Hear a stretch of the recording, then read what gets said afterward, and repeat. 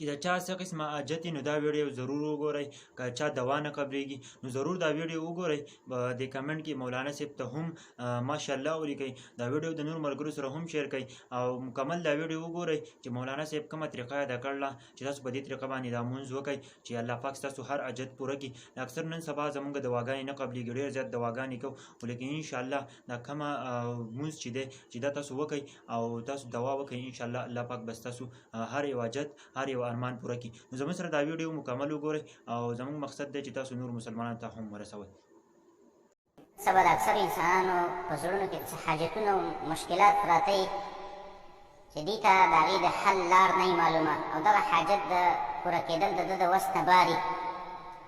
نو د حاجت د پوره کولو دپاره ته غواړئ چې یاره زموږ دا حاجتونه دې الله پوره کړي، زموږ دا مشکلات دې الله حل کړي. نو د دې لپاره رسول الله صلی الله علیه وسلم موږ ته یو طریقه ښودلې ده چې په هغې سره الله پاک زموږ ټول حاجتونه پوره کوي، دارنګې زموږ ټول مشکلات الله حل کوي. او دا صحيح حديث عن عبد الله بن أبي أوفى الأسلمي رضي الله تعالى عنه قال خرج علينا رسول الله صلى الله عليه وسلم.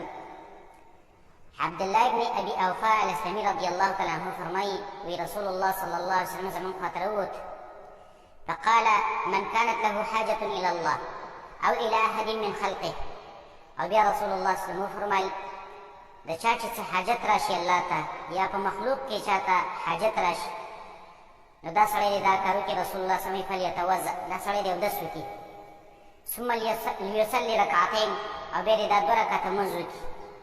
د دوه رکعته لمانځه نه وروسته بیا ثم لیقل بیا دا سړی دا کلمات او دا دعا ولولي چې لا اله الا الله الحلیم الکریم، سبحان الله رب العرش العظیم، الحمد لله رب العالمین، اللهم إني أسألك موجبات رحمتك وعزائم مغفرتك والغنيمة من كل بر والسلامة من كل إثم، أسألك ألا تدع لي ذنبا إلا غفرته ولا حما إلا فرجته ولا حاجة هي لك رضا إلا قضيتها لي. دا كلمات دوي أو ثم يسأل الله من أمر الدنيا والآخرة ما شاء.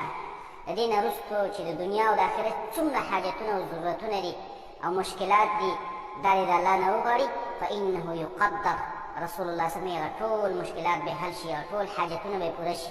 نو که غواړئ چې زموږ حاجتونه دې الله پوره کړي، زموږ دا مشکل دی الله حل کړي، هغې دپاره دا اسانه طریقه ده. بس دوه رکعته اودس وکړه، د اودس نه وروسته دوه رکعته لمونځ وکړه هر ټایم یې چې کې، او بیا دا کلمات ووایه او د دې کلماتو نه وروسته خپله دعا وکړه، د الله ته خپل حاجت او خپل مشکل وړاندې کړه. رسول الله صلی الله علیه وسلم رښتینې وینا کړې ده، هغه خبرې رښتینې دي. رسول الله صلی الله علیه وسلم فرمایلي چې هغه ټول مشکلات به الله حل کړي، د ټول حاجتونه